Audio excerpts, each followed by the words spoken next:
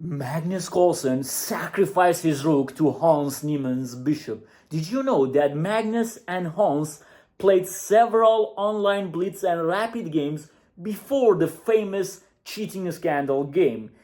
The game that we are going to see is the first encounter between Magnus and Hans, and guess what? We are going to see lots of fire and tactics in this game. Hans Niemann starts the game with pawn to c4 and Magnus Carlsen replies with g6. In this game, he didn't know who's Hans Niemann and he just wants to develop his bishop to the long diagonal. Knight c3, c5, and we have knight to f3, bishop g7. They're going to develop their pieces very simply and black's castles. In this position, black's next move is d5 and Hans decides to play d5 to grab the center and space.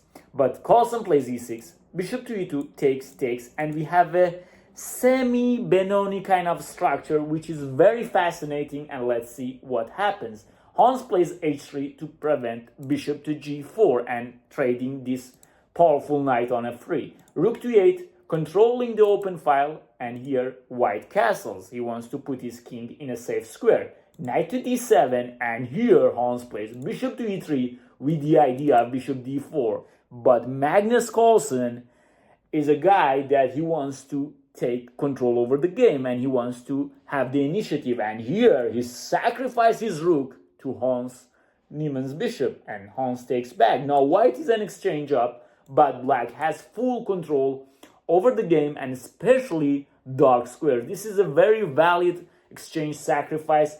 And if you followed our previous videos, you know that Magnus Carlsen is very good at sacrificing his exchange and his rooks to one of his opponent's minor pieces.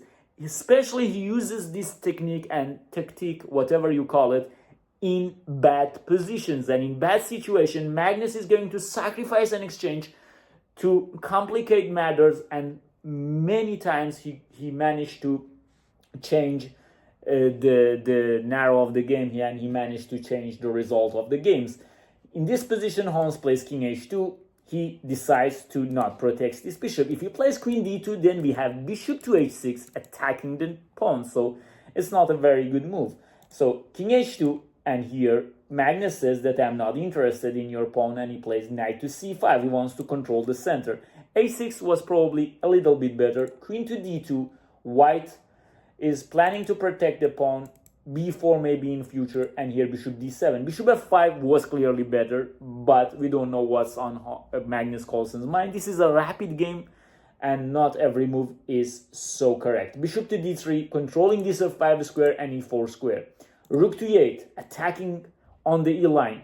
Rook to e1, and bishop h6, bishop joining the party. b4, and here black plays knight to e4, takes, not takes, here black takes and queen takes c3. You might wonder what black has in compensation for this exchange. Black has two very powerful bishops, and more importantly, white rooks are not active in this game. If they become active, yeah, white has advantage, and this is not like full compensation for black. Magnus wants to complicate matters. He wants to have an interesting battle with this guy, which at those years Hans was only 19 years old, and Magnus wanted to play something interesting with him. Bishop to b5 and rook to f2. Black has full control over the game with his bishops. In this position, Magnus plays bishop to g7. Queen e4 was a better idea to attack this d5 pawn and prevent any kind of e4. But bishop to g7, here comes queen c2. Queen c2 is a very good move. White in some positions can play a4, and in some positions he can play e4. But Carlsen plays h5. He wants to grab space on the king side, and in some position he might want to play pawn to h4. In this case, Hans played a4, which was not the best move. e4 was better. This bishop on b5 was not such a good piece, so a4 was not necessary. Black managed to bring his bishop back to the game, e4, and now the rook coming to the c line, the other open line of the game, actually the only open line at this moment of the game. Here, Hans should have played queen to d3. Very hard to play this kind of position. This is what we call practical sacrifices in chess. In this position, white has material, he has a rook for a bishop, but black has two bishops and very easy play. Black can just use his time very quickly. He doesn't have to spend a lot of time on each move, and his moves are very simple. But to find why queen d3 is better than queen b3, I don't know. Queen b3 looks better because it even protects the a4 pawn. But after queen b3, look what happens. Carlsen plays rook c3. And after queen d1, even Carlsen could not find the best move. He should have played pawn to g5. Very, very interesting move. With the idea to play g4 and then bishop coming to e5, it would have been a very, very great move. But Carlsen plays rook to c4. Not the best move. Not the best move in the game. And here, white managed to play e5. Very, very sharp and accurate move by Hans Niemann. And probably starting from this moment, Magnus Carlsen was feeling something. Like he says that I'm not, in his recent interviews, he says that I'm not completely believing in Hans. So this is why probably the start of him not believing in Hans. I'm not sure, but it could have been. D takes e5. So Hans decides to give back material to Carlsen to find initiative and to create a passer. After d6, we have queen f6. Queen can now come to f4, but white plays queen d5. Maybe king g1 was better, but who plays king g1 in this position? Just come on. Rook to c6. Hans is better. Queen takes e5. Not the best choice. b5 was better to force rook takes d6. Maybe then queen takes b7. Very complicated stuff. Queen takes e5. Takes, and we have an ending, which white has a rook and a rook and 4 pawns against bishop and 5 pawns, which is something very interesting, very, very complicated again. Knight to g5, bishop f6. Bishop c3 was better. Knight to e4, bishop e5 check. Very important check. If this check was not exist, then white is just simply winning. Bishop e5, and here rook to d4, attacking the knight, and these 2 pawns are hanging. Imagine the pressure on the white player. In this position, white is under a lot of pressure because his pawns are falling. He has no target to attack, and it's very hard to play. Rook d2, very good choice. He wants to trade off one pair of pieces, either the rooks or he takes he should trade the rooks actually. Of course, with bishop takes a4, takes, and here we have knight d6. White is trying to attack these pawns to be able to secure the draw, but Magnus plays bishop c3, rook to e4, defending the pawn, and here pawn to b5. Now Hans is in lots of pressure, especially under time pressure. Anything can happen here. Rook to e8 check, king g7, and rook to e7. He attacks this guy, but suddenly bishop takes b4, rook takes f7, king h6. Seemingly black's king is in some danger, but if white cannot checkmate this king, then these 2 pawns will decide the game.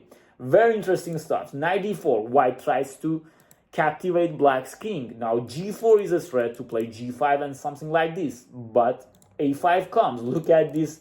Look at these 4 pieces on the queen side. Black just wants to push his pawns and use his bishops to protect his pawns. And in some cases, if he just be able to protect his king and not be checkmated, then he's okay. h4. Another attempt to checkmate. Knight g5 is coming, so bishop b3, attacking the rook. Rook moves to a7, pawn to a4. Once again, everything is protected. Very, very important thing is, if knight g5, we have bishop g8. The only move in the position, a very vital move, but here black probably will win the game, because this bishop is protecting this square. If you even play rook a8, I can just come back with the king, and black is winning. If you give check, king f6, and black is out of that mating zone. So white didn't play like this, and he played a very brilliant move, g4, threatens mating one, so you should take, and now knight f6, and now here, look at this position, rook, here check is coming, and knight takes g4 in some positions are coming, and the only move for black is pawn to g5, very, very interesting play, pawn to g5, and now white, if white takes, just simply here, and if rook h7 check, king g6, but Hans plays h5. Once again, he tries to checkmate the world champion, but now bishop to c2, defending everything. In this position, rook a6 could have saved the game. The idea of rook a6 is to play some discover attacks, and something like bishop e1 is necessary to escape with the bishop. Now rook e6 threatening to take the bishop coming to h4, for example. In this position, rook c6 here, and engine suggests knight d8. You cannot take for sure because there is mate in 1. So you need to go back, and rook c7. There will be some perpetual checks like this. But it's very hard to find. And Hans decides to play king to g2 in the game. King g2, maybe something like king g3, I don't know. But Carlsen plays bishop c3, attacking the bishop. He wants to remove this main attacker. And here, black is in danger. White is in big danger. Knight g8, probably once again rook a6 was better, but knight g8 check. Here, black can take it. There is no checkmate. Bishops are controlling everything. So, rook here, knight, bishop to e4 check. Now, black has 4 pawns. Bishop to e5 check. Pawn to g3 check. And look what Magnus Carlsen does to Hans Niemann. And in this position, Hans decide to resign the game, because this pawn is going to be queen. If you come here, then we have bishop d4, g1 queen, and the game is over. So their first encounter was this game, and Magnus Carlsen managed to win in a very, very special and peculiar way against Hans Niemann. If you like this kind of video, please like the video. I'm going to show you other encounters between Magnus Carlsen and Hans Niemann. We have very, very fascinating battles between them, even before the famous game in 2022 in Sinquefield Cup. Hope you enjoyed the video. If this is the case, smash that subscribe button, and remember always to enjoy chess and life.